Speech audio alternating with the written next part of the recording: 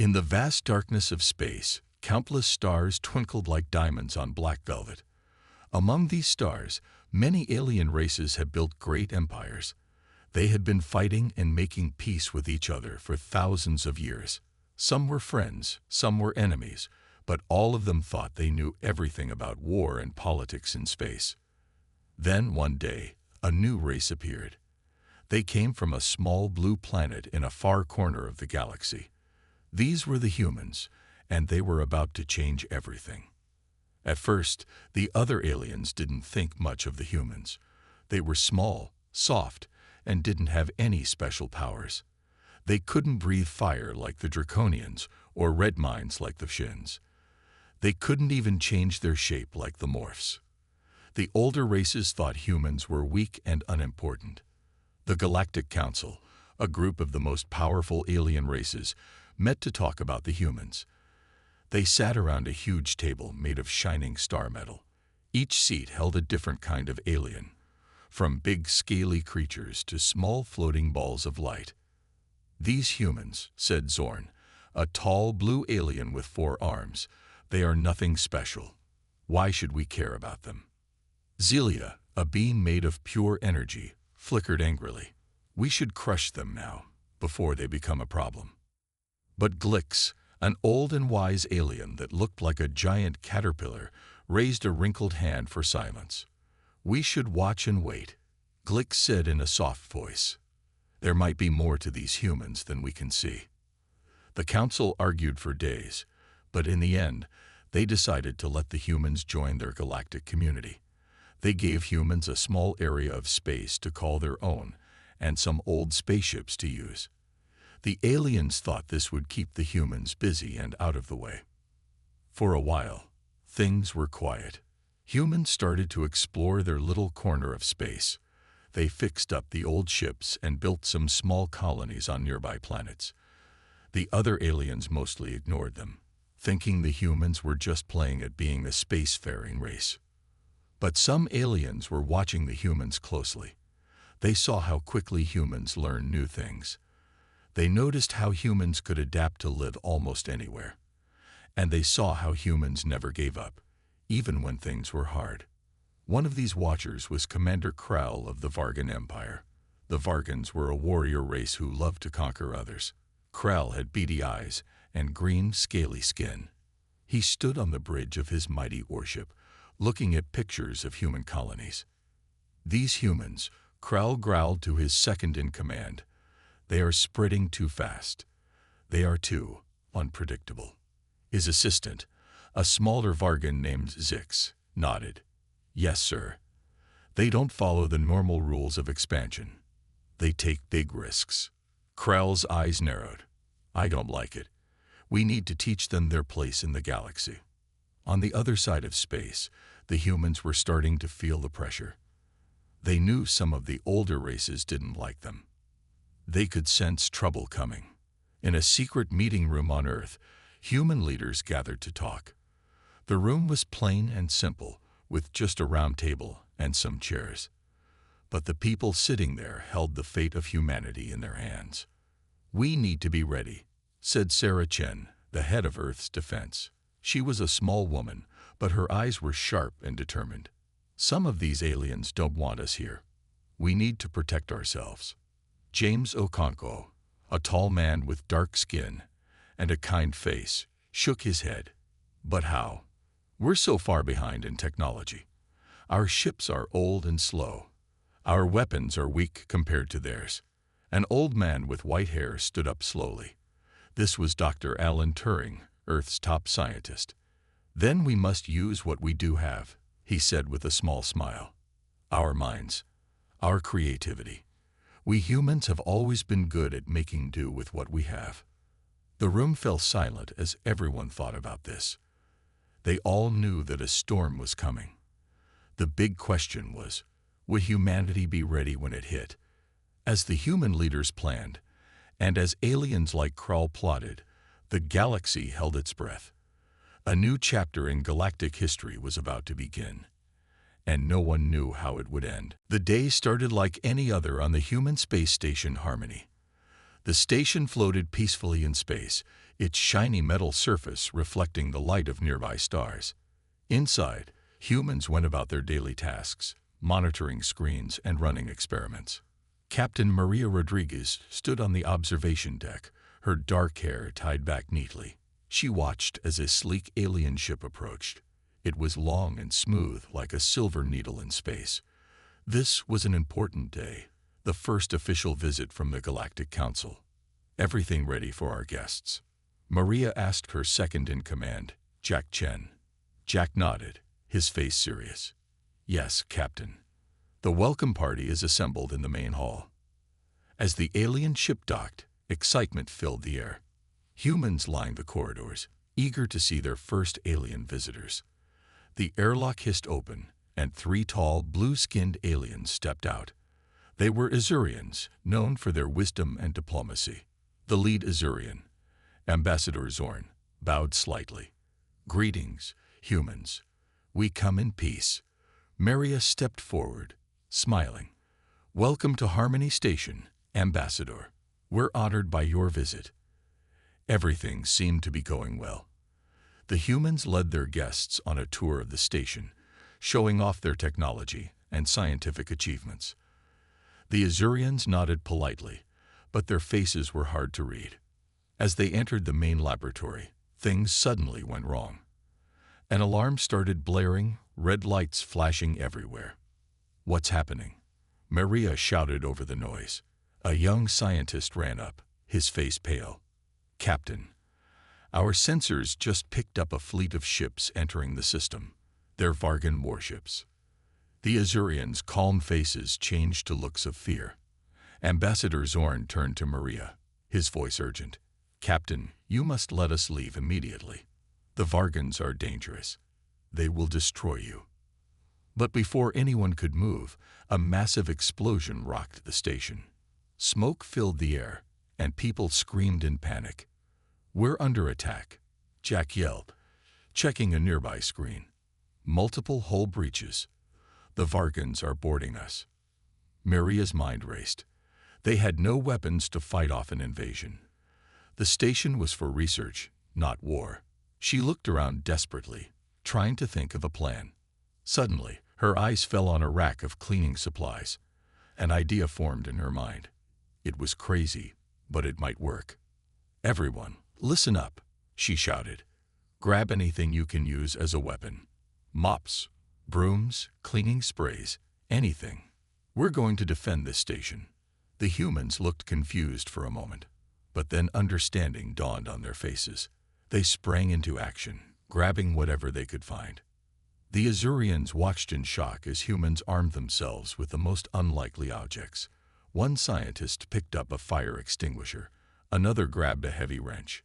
A cook from the cafeteria ran by, holding a large pot and a sharp knife. What are you doing?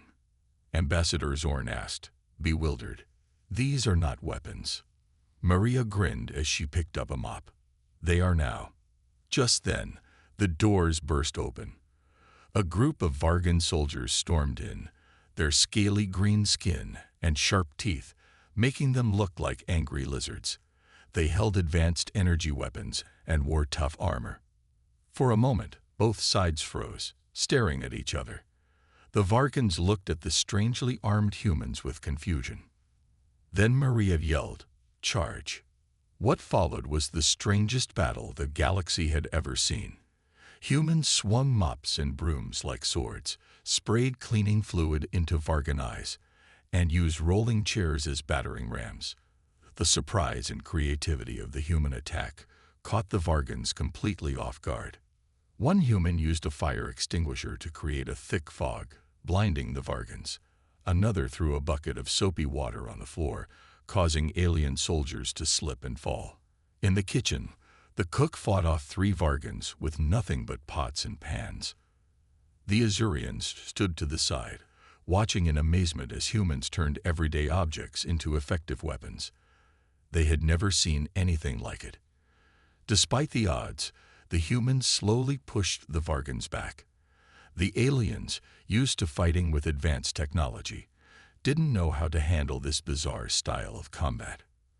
As the last Vargan fell, knocked out by a well-aimed trash can lid, silence fell over the station.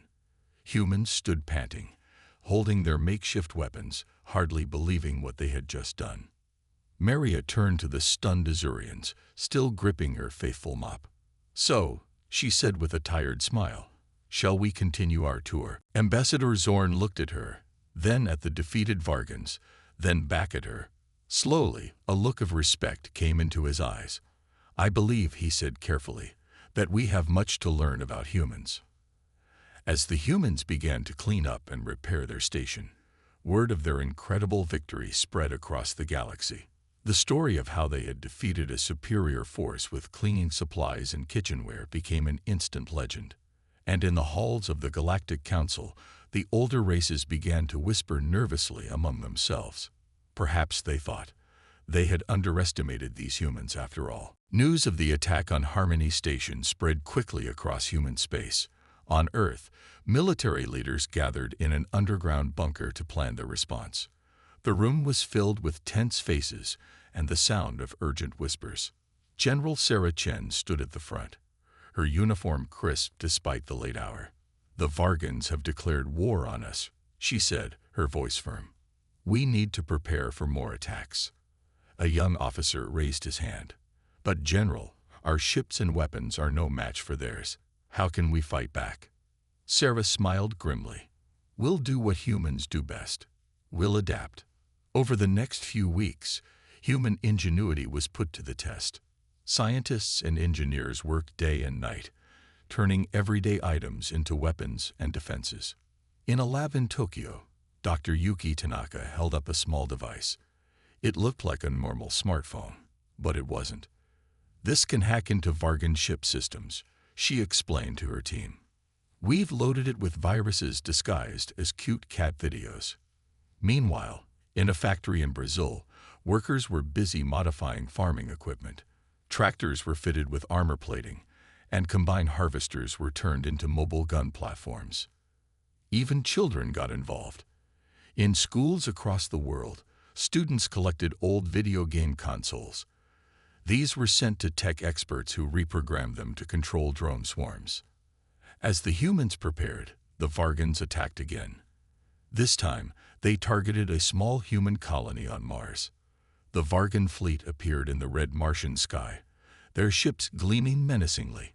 Commander Krull stood on the bridge of his flagship, grinning with sharp teeth. "These humans will fall easily," he growled. But as the Vargan ships descended, they were met with a surprise. The sandy Martian surface suddenly came alive.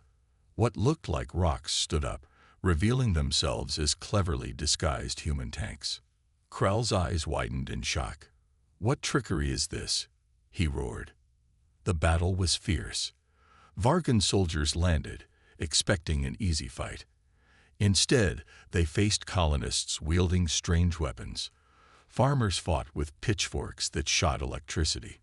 Miners used drills that could cut through Vargan armor. In the colony's main dome, a group of teenagers manned a defensive line. They held game controllers, guiding swarms of small drones that buzzed around the Vargans like angry bees. One Vargan soldier cornered a human woman in a greenhouse. He raised his energy rifle, sure of an easy kill. But the woman just smiled and reached for a nearby plant. Suddenly, the Vargan was engulfed in a cloud of spores. He coughed and sputtered, his eyes watering. "Martian pepper plant," the woman said calmly. "We modified it for defense. Quite effective, isn't it?" Up in space, the Vargan ships weren't faring any better. Their systems suddenly started playing endless loops of cat videos, clogging their computers. Human ships, disguised as asteroids, ambushed them from all sides. As the battle raged, more human reinforcements arrived. Leading them was the Harmony Station, now covered in makeshift armor and bristling with improvised weapons. Captain Maria Rodriguez stood on the bridge, still holding her trusted mop. "Let's show these Vargans what humans can do," she said, grinning. The tide of the battle turned. Despite their advanced technology, the Vargans found themselves overwhelmed by human creativity and adaptability. They had no defense against weapons they couldn't understand or predict. After hours of fighting, Commander Krull gave the order to retreat. As the Vargan ships fled, cheers erupted from the human forces. They had won against impossible odds. In the aftermath, humans began cleaning up and rebuilding. They gathered the Vargan technology left behind, already thinking of ways to adapt it for their own use. On Earth, General Chen received the news of the victory. She smiled, but knew this was just the beginning. "Send word to all human colonies and ships," she ordered. "Tell them to keep innovating, keep adapting. This war is far from over."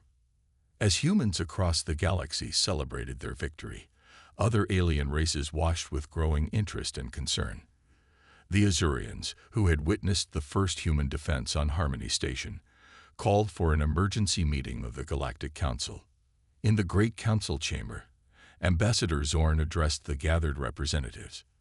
"We have underestimated these humans," he said solemnly. "They can turn anything into a weapon. They adapt faster than any species we've ever seen. We must reconsider our approach to them." As the council erupted into debate, one thing was clear: the galaxy would never be the same again. The age of human ingenuity had begun, and no one knew where it would lead. In the weeks following the Battle of Mars, a strange quiet fell over the galaxy. The Vargan Empire, once so confident in their superiority, had retreated to lick their wounds. Other alien races watched and waited, unsure what to make of the surprising humans. On the Vargan homeworld, a heated meeting was taking place. Commander Krull stood before the Vargan High Council, his scales still bearing scorch marks from the battle. "These humans," Krull hissed, his voice a mix of anger and fear, "they fight like no species we've ever seen." The council members shifted uneasily in their seats. One of them, an old Vargan with faded green scales, leaned forward. "Explain, Commander. How can these soft-skinned creatures be so dangerous?" Krull's eyes darted around the room. "They use everything. We found our soldiers defeated by cleaning tools, farming equipment, even plants. How do we fight an enemy that turns the very environment into a weapon?" As the Vargans tried to understand their defeat, news of human ingenuity spread across the stars. On countless alien worlds, beings of all shapes and sizes gathered to discuss this new threat. In a misty swamp on the planet Bogoria, a group of slug-like aliens oozed together in a worried cluster. Their eye stalks waved anxiously as they spoke. "Did you hear?" One gurgled. "The humans defeated a Vargan fleet with reprogrammed entertainment devices." Another slug shuddered, leaving a slimy trail. "I heard they have plants that fight for them." "Plants? What kind of monsters are these humans?"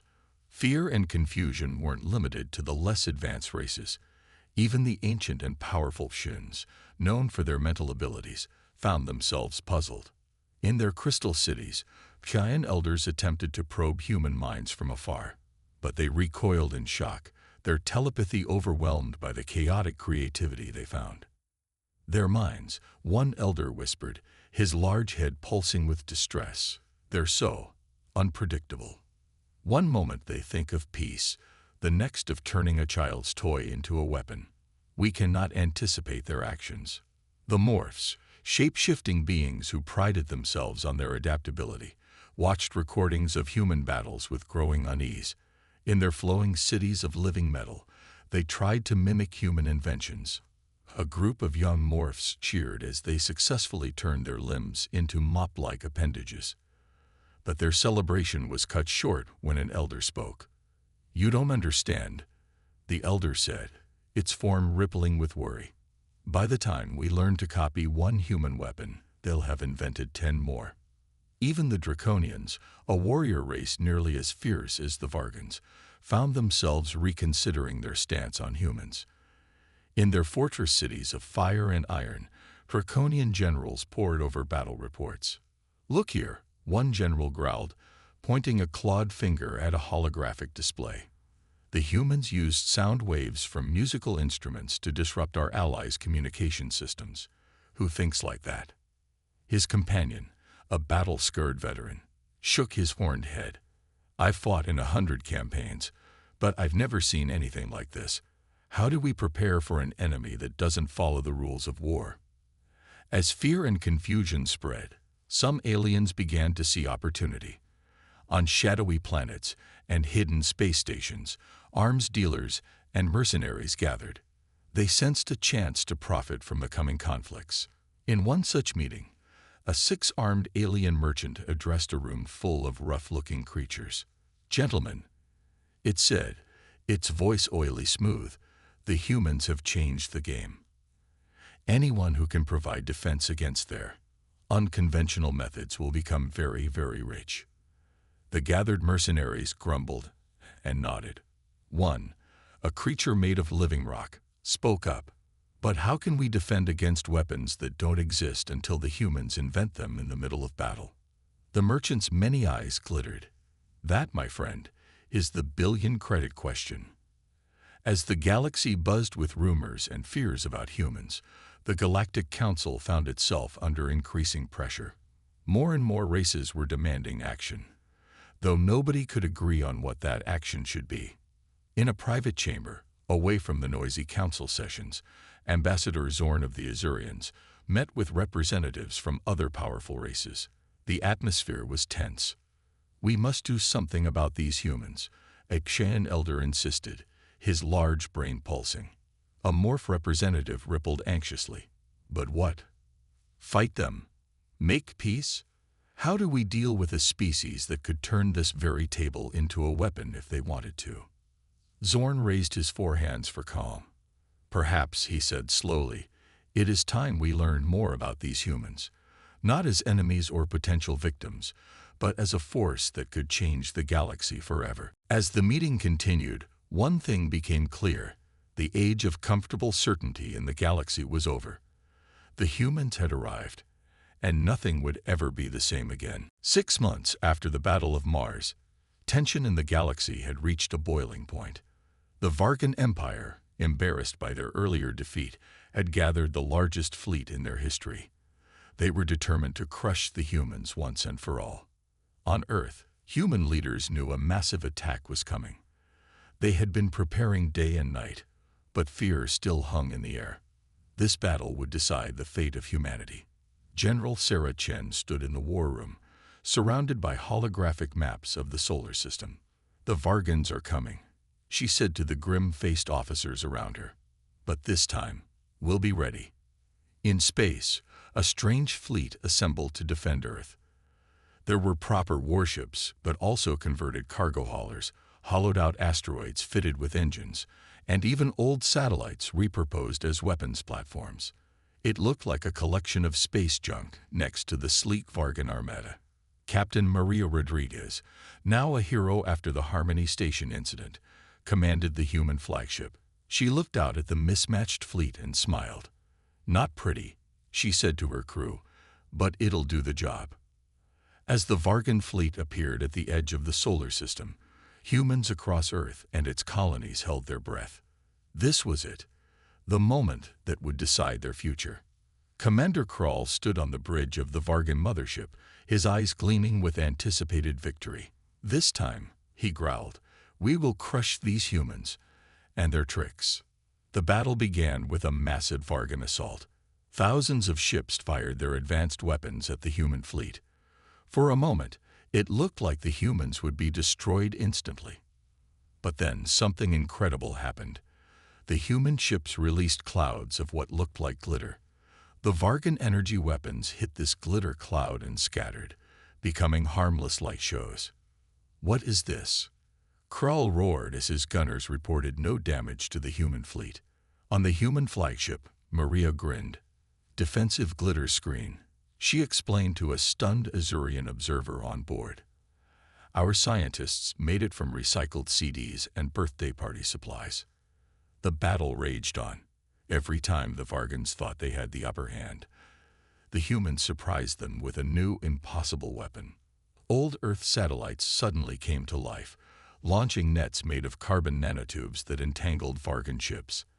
Asteroids opened up to reveal swarms of mini-drones that looked suspiciously like robotic bees.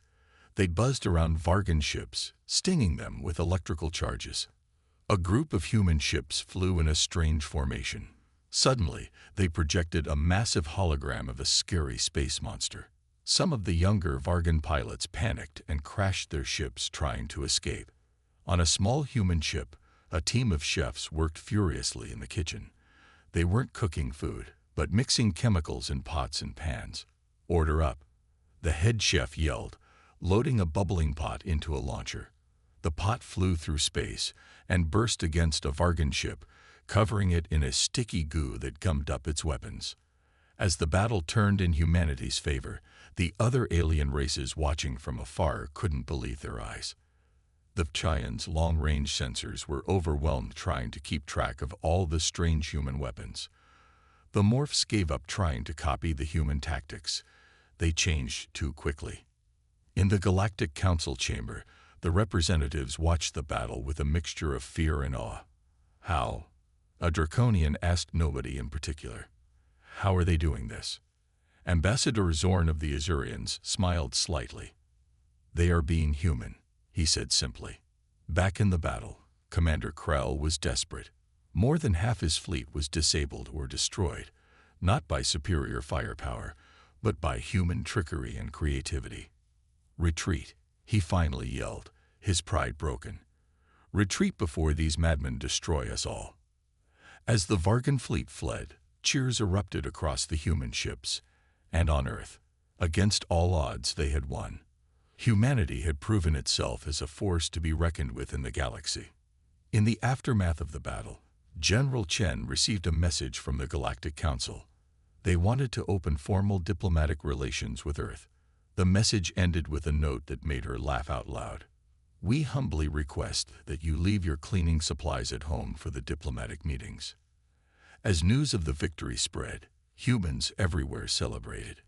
They had faced the greatest threat in their history and emerged victorious.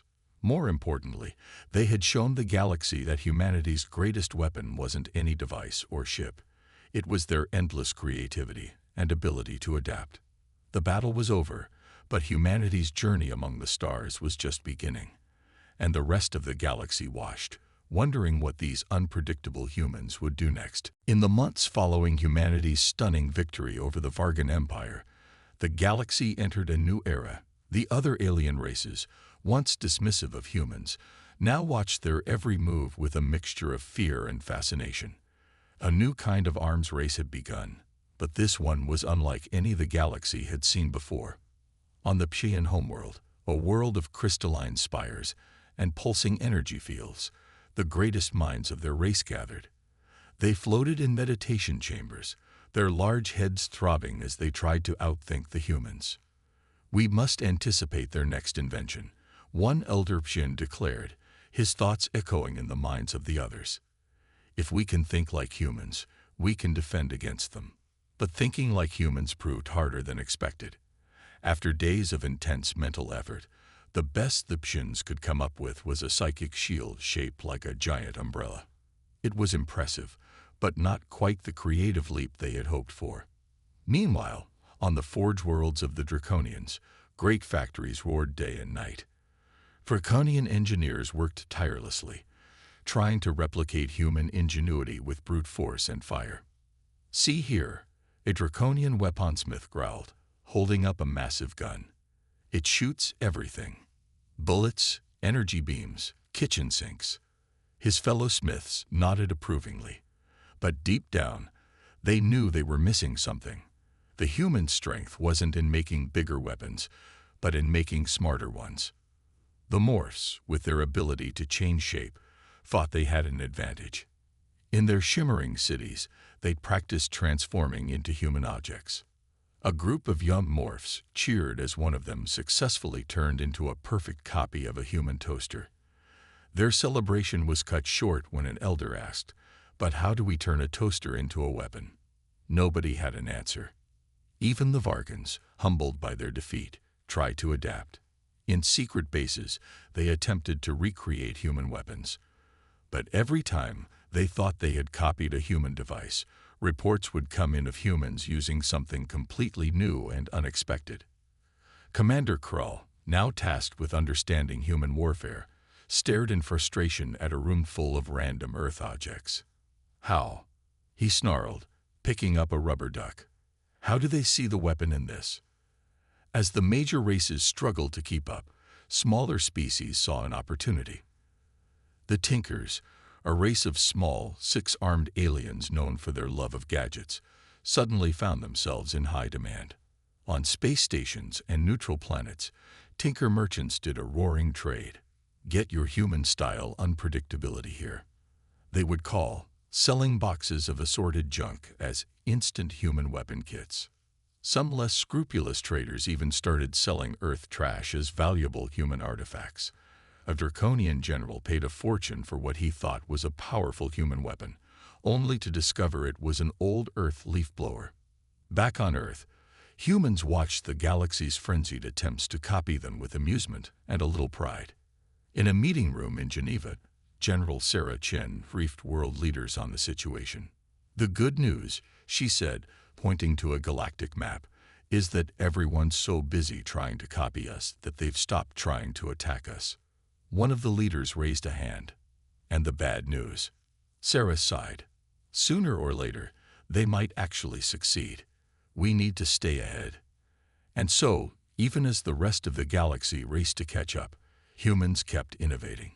Scientists, engineers, and even ordinary citizens were encouraged to think of new ways to use everyday objects. In a lab in Sydney, a team of researchers proudly unveiled their latest invention to a group of alien observers. It looked like a normal Earth coffee maker. "Watch this," one scientist said, pressing a button.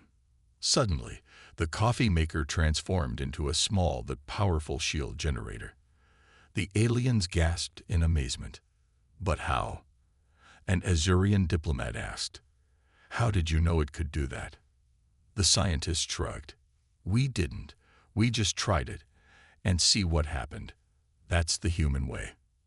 As news of this latest human innovation spread across the galaxy, the arms race intensified. But it was becoming clear that simply copying human technology wasn't enough. The true power of humanity lay not in their inventions, but in their way of thinking. In the halls of the Galactic Council, Ambassador Zorn of the Azurians addressed the assembled representatives. "Perhaps," he said thoughtfully, "we have been going about this the wrong way. Instead of trying to copy human weapons, we should be learning from their creativity and adaptability." A murmur ran through the council chamber. Learn from humans. The idea was revolutionary, and more than a little frightening for some. But as the galaxy continued to change and evolve, one thing was becoming clear. The age of predictable warfare was over. In this new era, creativity and adaptability were the most powerful weapons of all. And humanity, for better or worse, was leading the way into this unpredictable future. 5 years had passed since the great battle where humanity had defeated the Vargan Empire. The galaxy had changed in ways no one could have imagined. As the dust settled, a new order began to emerge, with humans playing a central role. On Earth, the skyline of major cities had transformed. Sleek alien towers now stood next to human buildings. In New York, the Empire State Building was dwarfed by a shimmering giant thought amplifier. In Tokyo, a morphic embassy flowed like liquid metal between skyscrapers. General Sarah Chen, now Earth's representative to the Galactic Council, stood in her office overlooking this new world. She smiled as she watched a group of young draconians playing basketball with human children in the park below. Who would have thought? She mused to her assistant, a friendly tinker named Blix. 5 years ago, they wanted to destroy us. Now they're learning our sports. Blix nodded, his 6 arms busy organizing papers. "Humans have changed everything, General. The whole galaxy is learning from you." Indeed, the influence of humanity had spread far and wide. On distant planets, alien children played with toys inspired by human creativity. Vargan cooking shows featured chefs trying to turn Earth foods into weapons, then eating their delicious failures. Even the way the galaxy did business had changed. The old Galactic Stock Exchange had been replaced by a new system based on human internet trading. Aliens were still trying to understand the concept of meme stocks. In space, the changes were even more dramatic. The lanes between stars were busy with traffic. Human trading ships, their hulls painted with colorful graffiti, zipped between worlds. They brought not just goods, but ideas, spreading human culture across the galaxy. One of these ships, the Star Surfer, was captained by Maria Rodriguez, the hero of the Harmony Station battle. She stood on the bridge, watching her crew. A mix of humans and aliens worked together smoothly. "Captain," her Pishan navigator called out, his large head pulsing with excitement. "We're picking up a distress signal. An old Vargan ship is stranded nearby." Maria didn't hesitate. "Let's go help them out," she said with a grin. "And let's show them how humans fix things." Hours later, the Vargan ship was back in working order, its crew amazed at how the humans had repaired their engine with little more than duct tape and a repurposed coffee maker. As the Star Surfer continued its journey, news of this small act of kindness spread. It was stories like these, repeated across the galaxy, that were changing minds and bringing species together. Back on the Galactic Council, things had changed too. The old formal meetings had been replaced by what humans called brainstorming sessions. Today, representatives from 100 worlds sat in a circle, tossing a soft earth ball as they shared ideas. "I still don't understand," a draconian growled, catching the ball. "How do humans come up with these ideas?" Ambassador Zorn of the Azurians smiled. "They don't always understand it themselves," he explained. "They just try things. They're not afraid to fail." This idea of not being afraid to fail was revolutionary to many alien cultures, but slowly they were learning. Across the galaxy, schools were changing, teaching alien children to think more like humans. On the Morph homeworld, a teacher watched as her students tried to create something new. "Remember," she said, her form rippling with excitement, "there are no wrong answers. Just keep trying."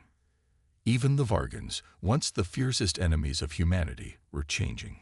Commander Krull, now governor of a joint human-Vargan colony, watched as his people worked side by side with humans. "I once thought their unpredictability was their weakness," he mused to his human deputy. "Now I see it as their greatest strength." As night fell across the galaxy, billions of beings looked up at the stars with new eyes. The old fears and rivalries were fading. In their place was a sense of excitement about what the future might bring. On Earth, in a small classroom, a human teacher asked her students, human and alien alike, a question. "What do you want to be when you grow up?" A young Vargan raised his hand. "I want to be an inventor," he said shyly. "I want to create things no one has ever imagined before." The teacher smiled. This, she thought, was the true victory of humanity. Not defeating enemies, but inspiring friends. Not conquering the galaxy, but awakening its imagination. As the class continued, outside the window, a shooting star streaked across the sky. Somewhere out there, a new adventure was beginning. And thanks to humanity's influence, the whole galaxy was ready to face it with creativity, adaptability, and a spirit of endless possibility. The new galactic order wasn't perfect. There were still challenges and conflicts, but it was a galaxy filled with hope, innovation, and the exciting unpredictability that humans had brought to the stars. And that, as every species was learning, made all the difference.